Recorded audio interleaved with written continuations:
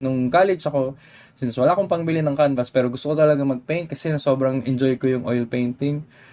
Namulot ako ng mga Namulot ako ng mga basurang canvas na sa basurahan ng fine arts. Yung mga tinatabi lang na sa basurahan, tinatapon na lang kasi nung ibang courses yun kasi they're not into painting. Basta pag nasa basurahan na yun, akin na yun. Pinipirata ko na yun. And I come to grips with myself na okay lang na mukha akong basurero. Pero lahat ng floor, isa-isahin ko pag uwian na. Pag may natirang canvas dyan na nasa basurahan, kukunin ko yan, uuwi ko. Pag hindi mo finid yung gusto mong mag-paint na ikaw, magagalit sa'yo yun. Magtatampo sa'yo yung inspiration mo that time na gusto mo mag-paint, tapos ang hirap na niyang ibalik.